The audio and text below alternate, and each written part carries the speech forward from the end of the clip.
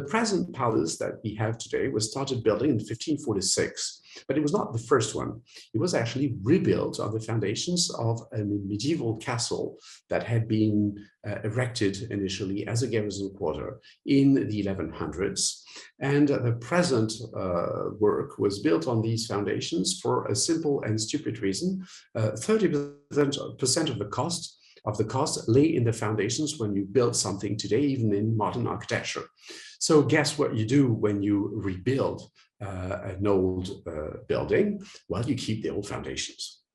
The present visible palace is the result of 3 centuries of work, starting in 1546 and finishing in 1862, at the time of Napoleon III, the emperor who undertook a vast reconstruction of Paris under the rule of his prefect, Haussmann, hence giving its name to Haussmannian architecture and urbanism, which is still so visible in Paris today. It turned actually the palace into the biggest European palace with something like 1.45 million square feet, which makes the Louvre today's biggest museum in the world, but that's another story. This is what the initial fortress of the 1100s, we don't even exactly know when the construction was started, we just know that it was finished by the year 1200. This is what it looked like, a very rough garrison quarter, not a place you would like to live in, but a defensive building by the side of Paris city wall that you see just behind. It had just been built by the side of the Seine River so as to block the arrival of invaders, namely the Normans who were Vikings that had settled in a northern northwest part of France that was called after the name Normandy, from the name Northern men. Of course, they were men from the north. They had taken that big chunk of France, turned it into a duchy under the theoretical authority of the French king, but they were still invading the rest of Paris, were trying to, the rest of France, using the Seine as an entrance gate into the lands of their theoretical suzerain. So for this reason, the initial fortress of the Louvre had been built. It was turned into a royal residence for the first time in 1365, when Charles V, King of France, decided to turn it into his palace. And the results that you can see here on an original painting of the 1400s, actually, the result was a very Gothic palace, very typical palace. What's typical of Gothic here is the presence of many crenellations, machicolations, slate roofs, chimneys, gargoyles everywhere, crossed windows, that made it like a fairy tale castle, something very typical, but also something that was to be outdated in Renaissance time. Some of the original castle survives underground and has been rediscovered in the 1980s when the Louvre was reshuffled by well, he was an American architect of Chinese descent, Yeo Ming-pei.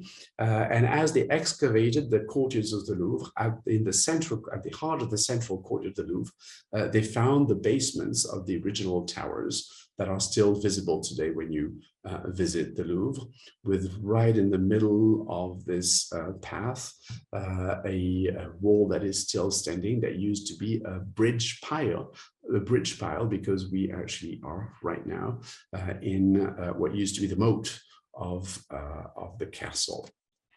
The present palace, as we can see it from the surface, starts here with the Renaissance facade of the 1500s. This Renaissance facade was typical of Renaissance, which is a French word meaning rebirth, renaissance, rebirth.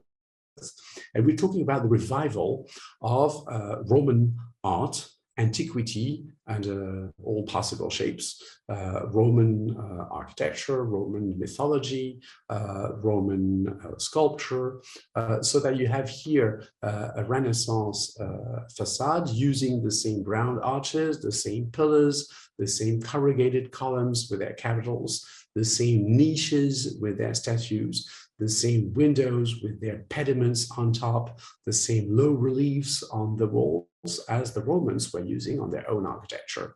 And this facade was to be very important in French architecture. It is the first time that a facade was divided like this, with 3 central pavilions coming, I mean, you see a bit in front, well, divided with 3 central pavilions, well, 3 pavilions, 1 central one, and 2 side pavilions, and that was to set a standard in French architecture for the next centuries. The architect being Pierre Lescaut, and the carver, the sculptor, Jean Goujon, 2 important French names in French Renaissance.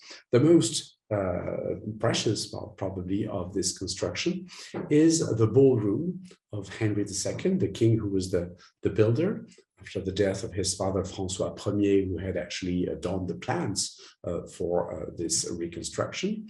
And it's famous because of those 4 caryatids that were copied on the Erechtean Temple, the facade of the Erechtean Temple in Athens, in Greece. And that is still today a mystery. Normally, French Renaissance is about copying the Romans, who left visible monuments all around Europe, not about copying the Greeks. Greece being unreachable to most of Christians back then, since it was under Turkish occupation.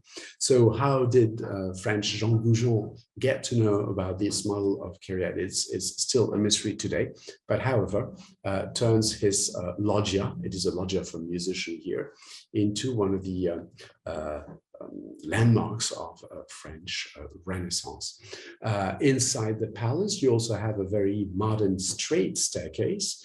Modern because until the 1500s, most staircases are spiral staircases, as you can imagine. This one, a straight one, copied an Italian model, was obviously a lot more majestic for the king to move down from his throne room on the 2nd floor to the ballroom and the reception hall that you have just seen on the ground floor. This part of the Louvre is also adorned with a certain number of emblems, royal emblems, of course, like the one you have to the left, which is an H that stands for Henry II, the builder, with on top a crown with a fleur-de-lis, that is the French royal crown. The fleur-de-lis, you see that flower that looks more like an iris flower actually on top of the crown, is the oldest French royal symbol. It was chosen the year 496 as the symbol of French royalty by the first Frank king Clovis, who had just won the Battle of Tolbiac. More interestingly, even above this H stands a combined symbol of an H, plus, in theory, 2 C's, one C the wrong side, one C the right side, 2 C's like those of Coco Chanel. Coco Chanel was to copy those 2 C's. Those 2 C's, they were in the 1500s the symbol of Catherine de' Medici, who was the wife of Henry II. But as a matter of fact, history retains that Henry lived in this beautiful new palace, not with his wife, but with his mistress, so that bad gossip would go in the 1500s that these 2 C's were not D's, but well, not C's, sorry, but rather D's. D's for Diane de Poitiers, the mistress, who is represented as Diana, goddess of hunting.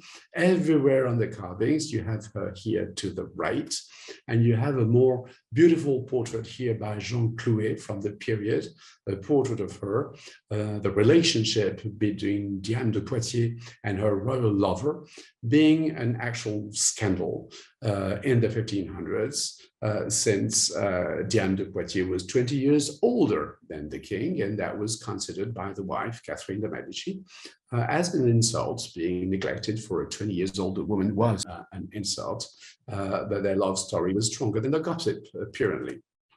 The rest of the square court was actually finished building by Louis XIV. This is a view from inside. Louis XIV, just before he left for Versailles before 1682, when the king actually decided to move his royal residence as well as the French capital to the neighboring city of Versailles. So this is a vision of that initial facade from the 1500s, finished constructing to the side in the early 1600s, the right side, and the other two facades, left and right, dating back to the later 1600s to Louis XIV period, with the most visible, the most important part of this extension by Louis XIV, the colonnade, the famous colonnade that is seen, that is visible from the exterior of the Louvre, from the city of Paris, from outside the Louvre, the colonnade by Claude Perrault, an architect who inaugurated here a system that was to be very successful in later centuries, a system of double columns.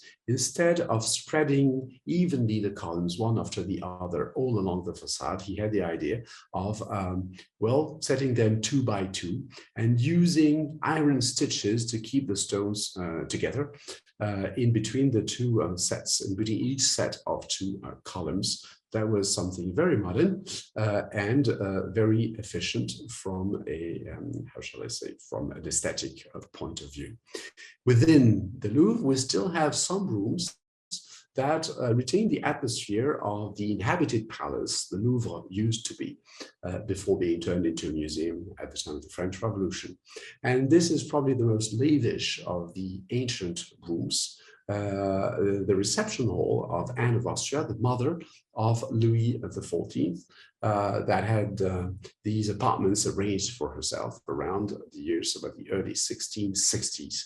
So it still retains its original ceiling from the 1600s and the walls that have been slightly modified, and is always, still today, the place where Louis XIV private collection of vases is exhibited, as well as the French crown jewels, at least the few jewels that have survived the Republican sales of royal jewelry. Another period in one of the Louvre wings is also illustrated of that palatial period, that palatial use of the place. Napoleon III's apartments, not the actual apartment of the emperor himself, but an extension of his original palace that was in the Tuileries Palace, part of the Louvre that is now gone, an apartment, an official apartment that was dedicated to his Minister of Finance.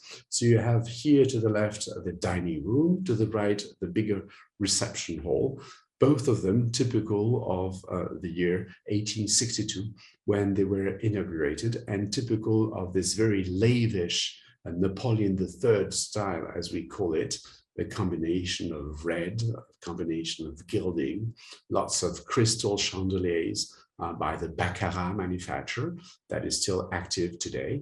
Rooms that have kept their original features since they were used until the 1970s and 1980s, early 1980s, by the French Ministry of Finance as reception halls, since until that date, the Ministry of Finance was hosted in one of the Louvre wings ever since its construction in the 1800s by Napoleon III.